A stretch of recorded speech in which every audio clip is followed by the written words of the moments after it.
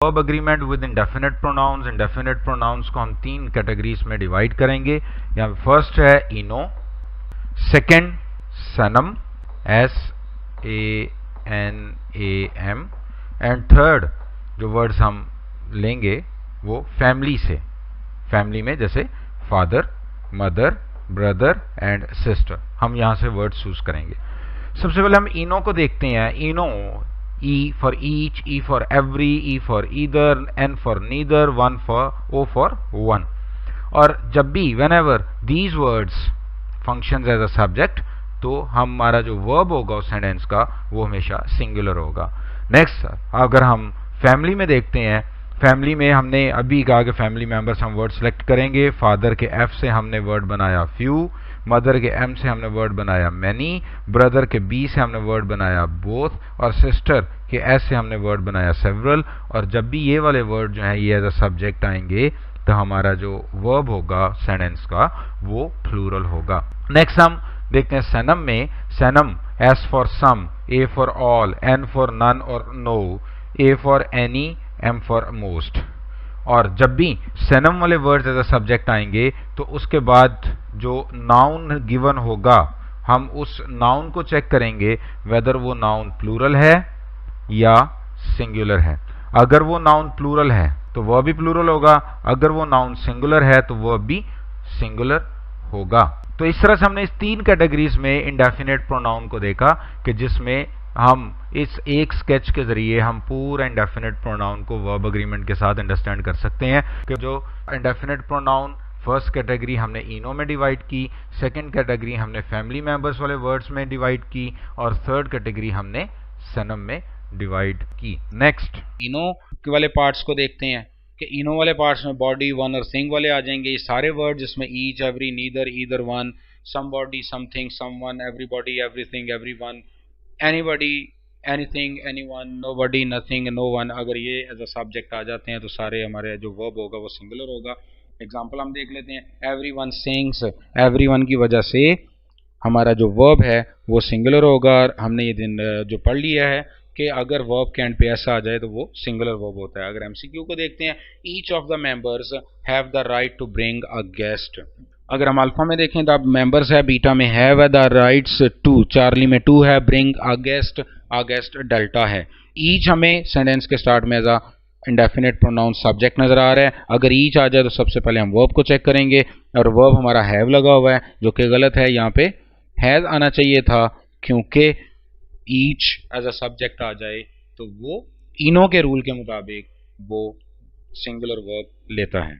Next हम second देखते हैं वो फैमिली वाले वर्ड्स को। फैमिली वाले जो इंडेफिनिट प्रोनाउंस है both, few, many and several, अगर ये वाले वर्ड्स आ जाएं तो वो प्लूरल होता है। जिसमें एग्जांपल अगर हम देखें, एग्जांपल में बोथ ऑफ देम, बोथ आ चुका हुआ है। अगर बोथ एज अ सब्जेक्ट आया है तो हम वर्ब को देखेंगे, वो प्लूरल होना चाहिए, प्ले प्लूरल है।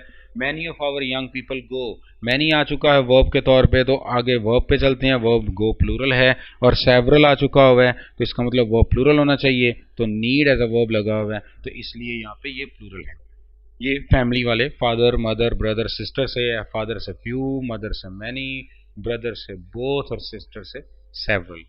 नेक्स्ट हमारे पास जो थर्ड आता है वो है जो इसका एमसीक्यू अगर देखें, few reads this well at such a young age. अगर फ्यू को हम देखते हैं, फ्यू हमारे पास सब्जेक्ट आ गया और सब्जेक्ट आ गया तो हमें ये पता है कि ये प्लूरल है। प्लूरल है तो हम वर्ब को चेक करते हैं, वर्ब में एस लगा हुआ है जो कि सिंगुलर को इंडिकेट करता है, इसलिए ये गलत हो गया। तो हमारा आंसर ए ऑप्शन होगी। तो हम इसको, ए ऑप्शन है तो इसमें एस को हम रिमूव करेंगे तो ये सेंटेंस ठीक हो जाएगा। नेक्स्ट हमारे पास आता है प्रोनाउन दैट कैन बी इधर सिंगुलर प्रोनाउन, यानी कि सनम वाले जो इंडेफिनिट प्रोनाउंस हैं। और सनम वाले इंडेफिनिट प्रोनाउंस में जो ये इनका नाउन डिसाइड करते हैं, इनके बाद आने वाला नाउन के वो सिंगुलर होगा या प्लूरल। जैसे सनम में है एस फॉर सम होता है, A for any, N for none है, A for all, M for most है। अगर इनके बाद जो भी नाउन यूज होगा वो डिसाइड करेगा। ये नाउन प्लूरल भी हो सकता है, सिंगुलर भी हो सकता है। और अगर नाउन प्लूरल होगा तो वो प्लूरल होगा, नाउन सिंगुलर होगा तो वो सिंगुलर होगा। अगर हम एग्जांपल में देखें तो all of the milk, all आ चुका हुआ है, उसके बाद मिल्क लिखा हुआ है, मिल्क डिसाइड करेगा कि आगे वर्ब सिंगुलर होना चाहिए, प्लूरल होना चाहिए। फिर ऑल आ चुका हुआ है, इसके बाद बुक्स है, बुक्स डिसाइड करेंगे कि इसके बाद सिंगुलर होगा या प्लूरल होगा। तो चूंकि बुक्स प्लूरल थी इसलिए वर्ब प्लूरल है, मिल्क सिंगुलर है तो इसका मतलब ये है कि वर्ब सिंगुलर होगा जो कि है। Most of the story, most of the story, अब स्टोरी सिंगुलर है तो आगे आप ये देख सकते हैं कि वर्ब भी सिंगुलर लगा हुआ। अब अगर हम इसके एमसीक्यू को देखें तो एमसीक्यू में मोस्ट ऑफ द रूल्स, अब मोस्ट लगा हुआ है तो हमने वर्ब को देखना है, इसके बाद नाउन। अब हमारे पास नाउन है रूल्स, ये है प्लूरल, प्लूरल है तो वर्ब भी प्लूरल होना चाहिए। जब हम वर्ब पे जाते हैं तो ये अप्लाइज लिखा हुआ है ईएस पे, तो ईएस पे एंड होने वाला वर्ब सिंगुलर होता है, इसलिए हमारा आंसर जो होगा वो ए ऑप्शन होगा जहाँ पे अप्लाई यानी कि वर्ब प्लूरल होना चाहिए। नेक्स्ट हम चलते हैं, यहाँ पे हमने इंडेफिनेट प्रोनाउन की तीनों कैटेगरीज देख ली। इनो वाले सारे इंडेफिनेट प्रोनाउन सिंगुलर होंगे, फैमिली वाले सारे इंडेफिनेट प्रोनाउंस प्लूरल होंगे, और सनम वाले जो वो सिंगुलर प्लूरल दोनों हो सकते हैं। नाउन जिस तरह से नाउन यूज होगा उसी तरह से वर्ब यूज होगा। नेक्स्ट हमारा जो आता है that is relative pronoun verb agreement. Relative pronoun तीन होते हैं जो कि हु, विच और दैट होता है। हु, विच और दैट से पहले नाउन यूज होगा, हु, विच और दैट के बाद वर्ब यूज होगा। अगर नाउन सिंगुलर है तो वर्ब सिंगुलर होगा, अगर नाउन प्लूरल है तो वर्ब प्लूरल होगा। For example the boys who are, हमारे पास रिलेटिव प्रोनाउन है हु, इससे पहले बॉयज, ये है नाउन, इसके बाद वर्ब, ये नाउन और वर्ब आपस में मैच करने चाहिए। नाउन प्लूरल बॉयज है तो आर वर्ब प्लूरल है। इसी तरह से अगर हम देखें शी नोज द बॉयज, अब यहाँ पे भी हु है, हु से पहले नाउन बॉयज प्लूरल तो हु के बाद वर्ब हैव प्लूरल। अगर हम आगे देखें the movie was about a women who wins, अगर हु आ चुका हुआ है ये भी है आपके पास, इससे पहले वुमेन है ये सिंगुलर है तो उसके बाद विन्स वर्ब भी सिंगुलर है। एमसीक्यू को देखते हैं। It is I who is helping you, अब हमारे पास हम स्टार्ट लेंगे हु से, हु प्रोनाउन रिलेटिव प्रोनाउन, उससे पहले आई और उसके बाद इज। अगर हम इस आई को इस इस के साथ मैच करें तो ये मैच नहीं होगा, इसलिए ये गलत है और यही हमारा आंसर है, D is option is our answer. तो इसको अगर हम देखें तो आई के लिहाज से इसकी बजाय एम होगा, ये हमारा answer. It is I who am helping you. Next हम देखते हैं कि relative clause and relative pronoun agreement after one of the only one of, यानी कि अगर one of the only one of आ जाए तो फिर हमारे verb पर इफेक्ट क्या होगा। अब देखें अगर हम इस स्ट्रक्चर में देखें तो हमारे पास one of है, one of के बाद नाउन आएगा, नाउन के बाद verb आएगा, तो हमारे पास यहाँ पे 4 मिस्टेक्स बन सकती हैं। नंबर 1, one of के बाद आने वाला नाउन हमेशा ऑलवेज प्लूरल होगा, तो ये भी किया जा सकता है कि आपको वन ऑफ के बाद सिंगुलर नाउन दिया जाए, सिंगुलर नाउन दिया जाए और उसके बाद जो वर्ब आएगा वर्ब हमेशा सिंगुलर होगा, तो वन ऑफ के बाद जो नाउन आएगा वो प्लूरल होगा और नाउन के बाद जो वर्ब आएगा वो हमेशा सिंगुलर होगा। नेक्स्ट, अगर अब सेकंड केस में अगर वन ऑफ के बाद हु आ जाए, अगर हम ये देखें वन ऑफ के बाद हु आ जाए और हु के बाद जो वर्ब आएगा वो प्लूरल होगा, और थर्ड केस में अगर हम देखें तो वन ऑफ के बाद हु और हु के बाद वर्ब, लेकिन इस केस में वन ऑफ से पहले द ओनली का एक फ्रेज भी आएगा, द ओनली वन ऑफ। अगर द ओनली वन ऑफ आ जाता है तो फिर हु के बाद जो वर्ब आएगा वो सिंगुलर होगा। अगर वन ऑफ के बाद नाउन प्लूरल ऑलवेज और वर्ब सिंगुलर, ये rule number 1।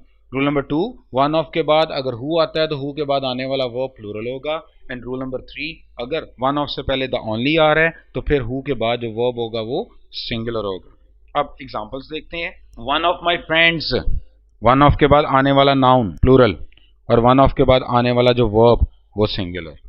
Number 2, Ali is one of the employees who work.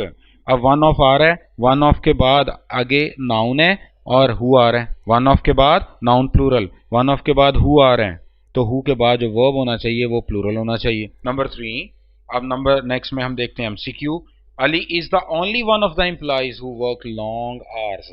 अगर हम अब नोट करें तो वन ऑफ से पहले हमारे पास एक अदद फ्रेज द ओनली भी है, तो द ओनली वन ऑफ की वजह से अब हु के बाद आने वाला जो वर्ब है वो सिंगुलर होना चाहिए था। सिंगुलर के साथ हम एस और ईएस लगाते हैं, इसलिए हमारा आंसर यहाँ पे डी ऑप्शन हमारा आंसर आएगा जहाँ पे हु वर्क्स आएगा। तो हमने यहाँ पे देखा कि अगर रिलेटिव क्लॉज के साथ अगर वन ऑफ हो तो फिर रिलेटिव क्लॉज के बाद आने वाले वर्ब पर क्या इफेक्ट होता है। तो हमने इसमें पढ़ा कि वन ऑफ के बाद अगर नाउन आएगा वो प्लूरल होगा, वर्ब आए सिंगुलर हो, तो वन, दूसरे केस में हमने पढ़ा कि वन ऑफ के बाद अगर हु आ जाता है रिलेटिव प्रोनाउन, तो हु, विच और दैट रिलेटिव प्रोनाउन कोई भी हो सकते हैं इनमें से, तो उसके बाद आने वाला वर्ब प्लूरल होगा। और वन ऑफ के बाद अगर हु और वर्ब आ जाएं, तो अगर उससे पहले द ओनली वन ऑफ भी हो, तो द ओनली वन ऑफ के बाद आने वाले हु के बाद जो वर्ब होगा वो सिंगुलर होगा।